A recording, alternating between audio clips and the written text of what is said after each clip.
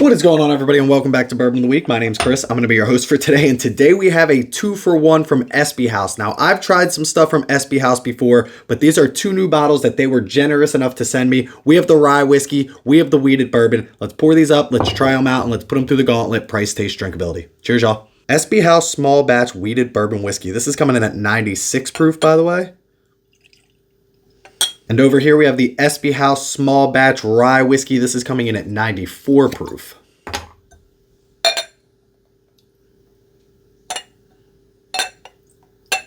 Now, because we're doing a 2-for-1 tonight, we are going to skip our Bourbon Bomb of the Week, but let's talk a little bit about the Espy House and the history behind it. The Espy House, built of stone in 1771, is a National Historic Landmark and was a hotspot of activity in Pennsylvania during the American Revolution. In 1794, President George Washington used the house as a base of operations to help calm a local uprising during the Whiskey Rebellion. So we're talking Whiskey Rebellion, we're talking George Washington, all of that happening right around the Espy House, and this is still based in Pennsylvania today, and they brought back the name. But let's get into it. We'll start with this bottle over here. Everybody knows before we get started, time for the traditional sip. Cheers, y'all.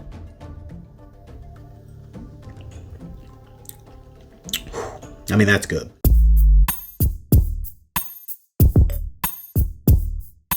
So we started with our wheated bourbon over here, and let me tell you a little bit about this. First of all, it's 96 proof. Second of all, we found out it's 5.5 years old. This is distilled in Kentucky. We don't know who it's distilled from, but the mash bill is 71-21-9. So 71% corn, 21% wheat, 9% malted barley. And let me tell you, that wheat shines through fantastically when it comes to the taste, but we always start with drinkability. At 96 proof, how much ethanol is actually on this glass?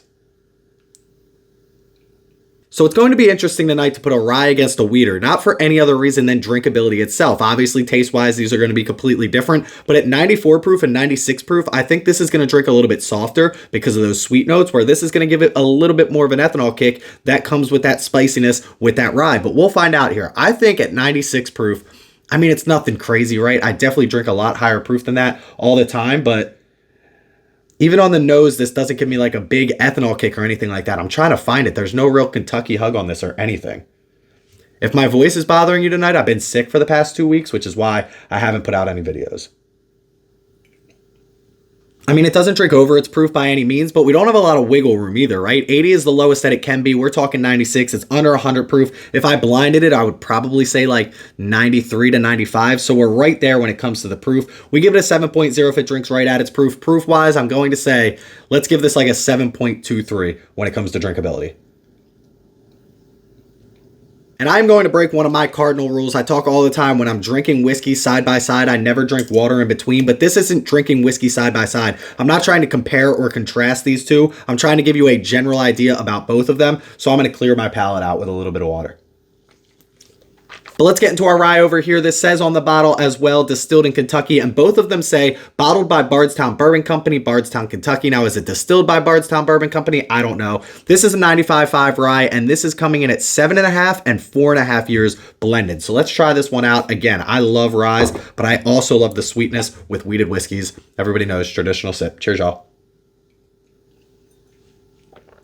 You know, I said at the beginning I thought this was going to have more of an ethanol kick, and I got to be honest with you, I don't think it does. I know it's 2 proof points lower, but I was expecting so much more when it came to that ethanol kick, and I got to say, I think this drinks easier than this does, like more than 2 proof points difference when it comes to these two.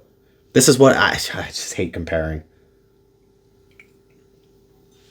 Yeah, I mean, you already know the rules, 7.0 if it drinks right at its proof. I think I would blind that. This is 94. I might say like 85, 86. So we're definitely down there a little bit further than we were on this one. So I'm going to say I don't want it only because it's 94 proof. I get like the proof points are different, but I feel like if it's 130 and it drinks 120, 10 proof points, it's a lot more impressive than if it's 94 and drinks 84. I don't know why they seem so much closer at this proof. But that being said, I'm going to go like right below an 8. I'm going to go like 7.92 when it comes to drinkability on the rye. When I think wheated whiskey, I think Maker's Mark and I think Weller, and I don't think this compares to either one of them. I think it's different. I think it's unique. I don't think it's bad by any means. Let's take one more sip and we'll give you some tasting notes.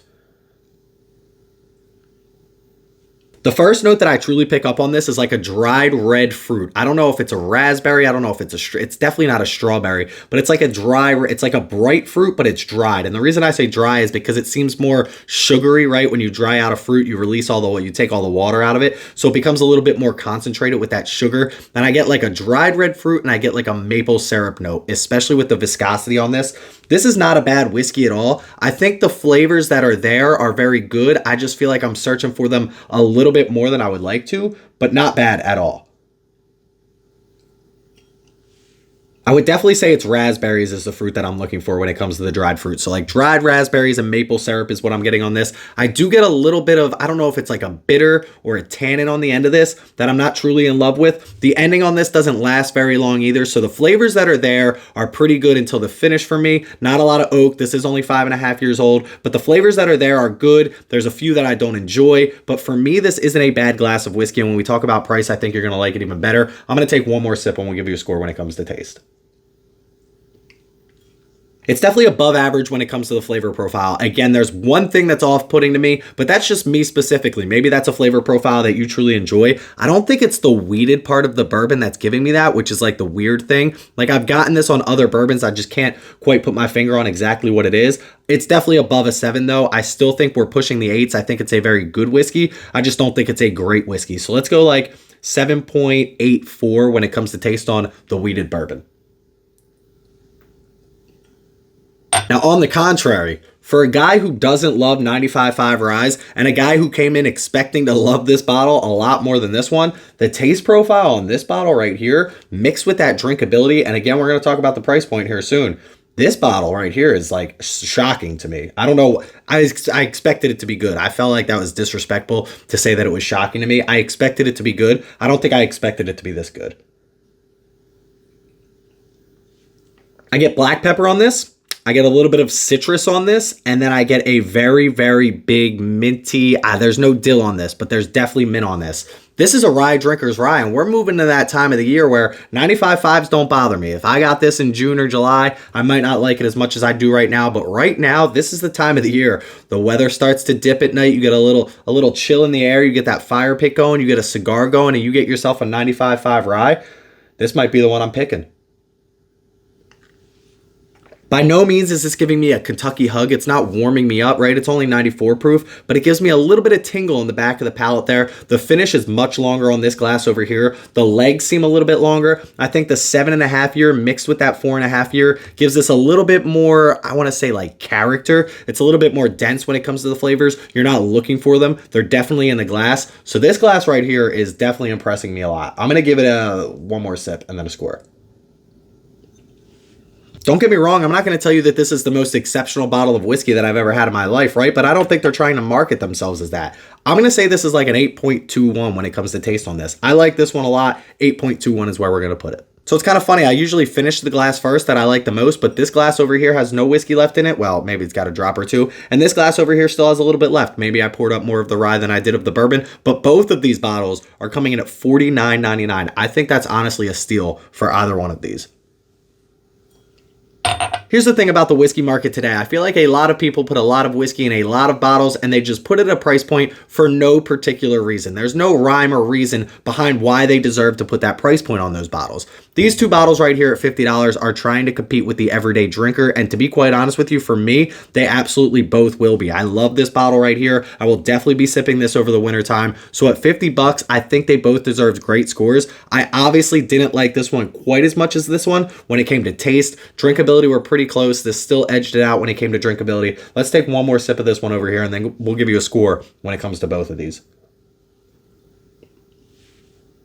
So we give it a 7.0 if it's average drinkability with average taste at an average price point of about $75 to $90. This is above average when it comes to drinkability. It's above average when it comes to taste, and it's less than $75 to $90, which means we're going to put this in the 8s. I think I'm going to say for this particular bottle over here, 8.34. Again, $50 still seems like a steal to me when it comes to this particular bottle. And this is the best part about doing two of these at the same time. We know this bottle over here is going to be a little bit higher than 8.34, but I don't want to get too crazy, right? I'm going to say like 8.57 when it comes to the price on this bottle. Both of these bottles at $50. Again, I don't think you're going to be disappointed if you pick them up. So make sure you try them out. Espy House, I'll link them in the description below. And listen, this is normally the part where I would send it over to this week's Bourbon Bomb of the Week, but today I'm going to tell you how you can win this Blanton's Gold store pick, as well as donate money to Childhood Cancer Awareness Month this September. That's right, this September I am raising money for Childhood Cancer Awareness Month, specifically Cure Search and the Stephen Crow Legacy Foundation. We are giving away a bottle of Blanton's Gold. We are giving away a Weller Antique 107 store pick. We have 27 or 28 other bottles, plus some gift cards in there as well. I will put those all on the screen here. All you have to do is Venmo me for entries before September 30th. $10 gets you 1 entry, $25 gets you 3 entries, $50 gets you 7 entries, and $100 gets you 15 entries, and that is going to give you an opportunity to win up to 15 bottles. If you get 15 entries, you can win 15 bottles. We only take your name out for every bottle that you win, and again, a Blanton's Gold store pick will be an option. In my description on this YouTube video, I'll put a link to my Instagram post that gives you all the details on how you can enter. All you got to do is Venmo me. Make sure you include your name, your phone number, your email, and make sure it's private so nobody else has your information. But let's get back to these Espy Houses and find out what score each one of these bottles got. We're pushing midnight over here, so we got to get to bed. But this bottle comes in at a 7.82 and the rye comes in at an 8.23. Listen, I think both of these were carried by price point because these days it seems like every single bottle of whiskey is $100, $150 plus. I like to see some stuff that I can finally put on my shelf that I consider an everyday drinker these days, and Espy House is definitely a great spot to start. I got to tell you, them being out of Pennsylvania might have swayed me a little bit, but I do think they have some great whiskey here, and it is distilled in Kentucky, so I'm not too far off with that. But listen, that's where we're going to leave you for today. Make sure you check out that pin post in my Instagram profile so you can find out how to enter to win some great bottles and also donate to Childhood Cancer Awareness Month. Make sure you check out our Discord and our Patreon, both those links in the description below. Please don't drink and drive. Click that like and subscribe button here on YouTube. I would greatly appreciate that. We're about at 10,000 and I could use your help. Please don't drink and drive. Always drink responsibly. Stay healthy, stay happy, and stay helping out Childhood Cancer Awareness Month. Cheers, y'all.